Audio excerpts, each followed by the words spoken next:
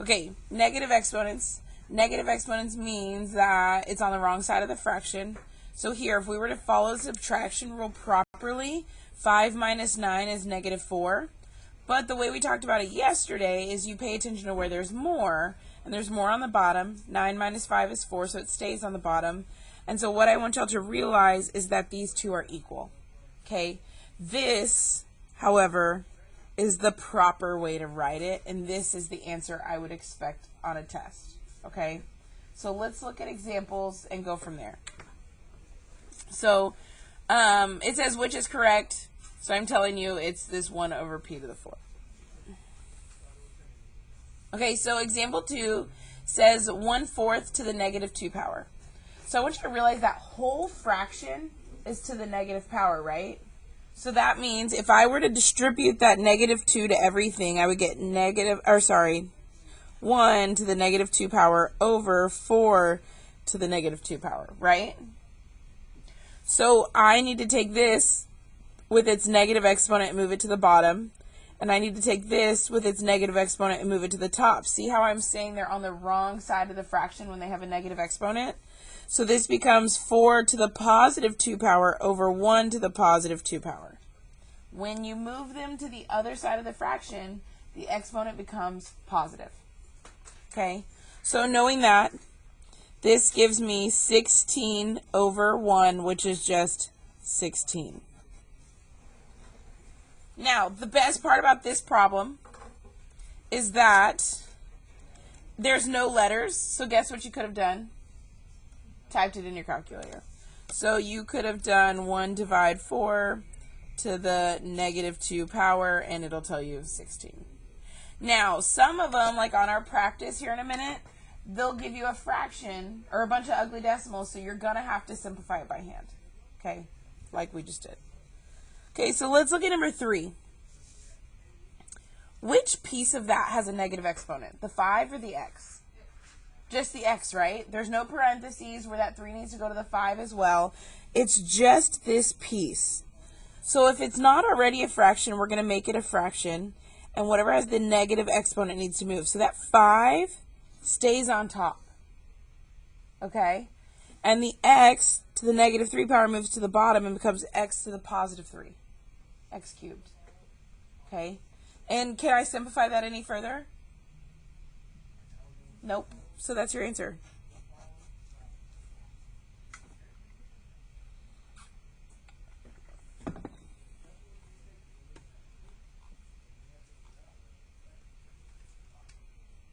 Okay, any questions with that one? Okay, now look at this one. What I want you to realize too is we flipped this whole one because the whole thing had a negative exponent, right? Did this whole thing have a negative exponent? No, that's why only one piece of it moved. The other piece stayed. Okay, so let's look at this one. Okay, I want you to pay attention to just the numbers. What's 40 divided by 20? 2. So I'm going to go ahead and just write 2.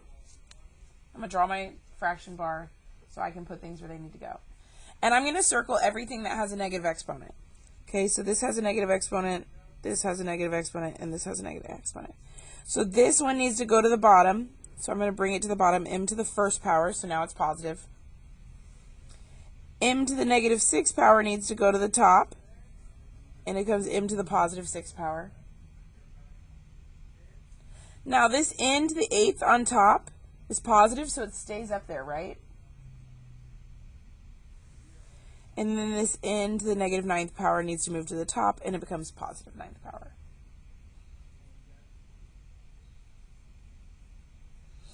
Any questions with how I just got rid of those fractions? I mean, negative exponents.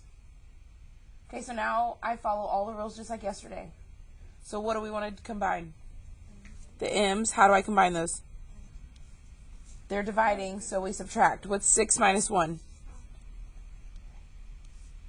Okay, and then what do I do with the n's? Add them. What's 8 plus 9? There's your answer.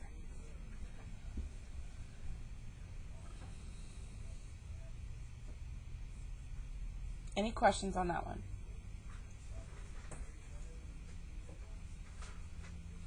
Okay, so let's look at number 5. what do we need to do first?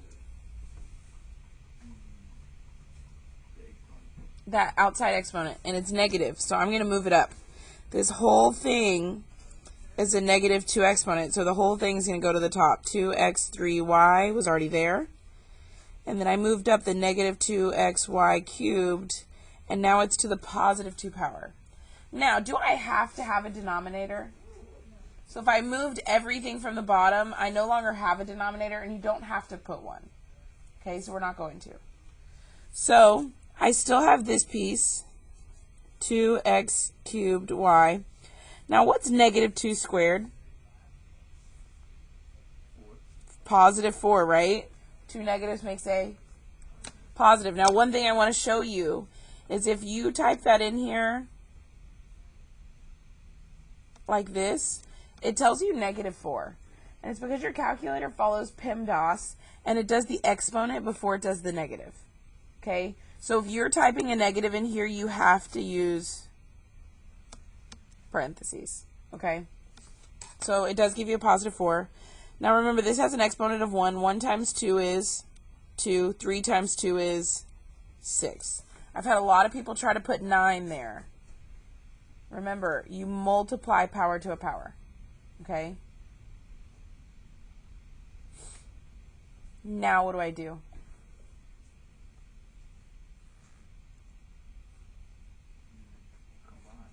Combine. Multiply across, right? What's 2 times 4? What's x cubed times x squared? X to the 5th power. And what's y times y to the 6th power? Y to the 7th power. Remember, when you're multiplying, you add your exponents. Any questions with that one?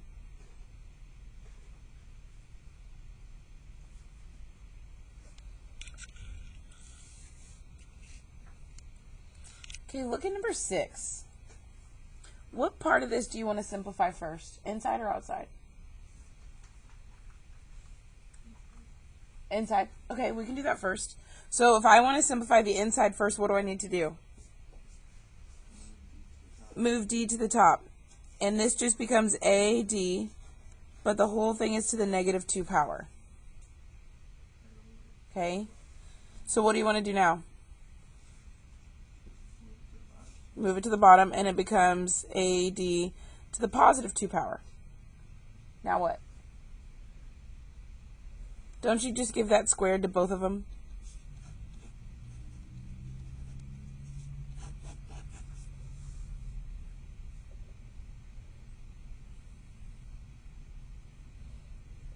Any questions with that? Now watch something. What if I would have dealt with that outside negative first? I would have gotten a to the negative 2 over d to the positive 2, because 2 negatives makes a positive. And then I would have just moved that down, and I would have gotten 1 over a goes first, d. Does that make sense? So it doesn't matter which one you handle first. My best advice for this unit is to take one rule at a time. I've had a lot of people trying to skip steps and do like 2 or 3 rules at a time, but that's when you start to make tiny mistakes that really throw you off and you can't find them because you're trying to do too much at once. One rule at a time. So it doesn't matter which rule you did first, you got the same answer as long as you followed it one rule at a time. Okay, so pick a rule and run with it. Okay, last one. What do we notice? Huh? I want to simplify the outside or the inside first? Outside? Okay. So this whole thing is negative. So I'm going to flip the whole thing. And now it's positive. Okay. And now I'm going to keep going. So what's 3 squared?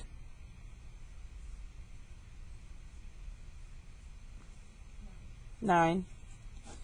Over y squared squared, remember we multiply, so 2 times 2 is 4.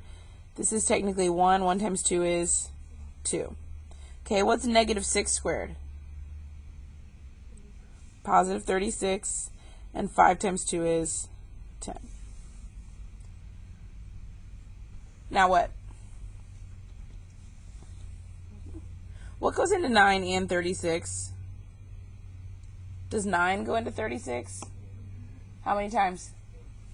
Okay, so this becomes 1/4. Okay, and where are there more y's, top or bottom? 4 on top, 10 on bottom. So bottom, what's 10 minus 4? And that z squared is going to stay on top.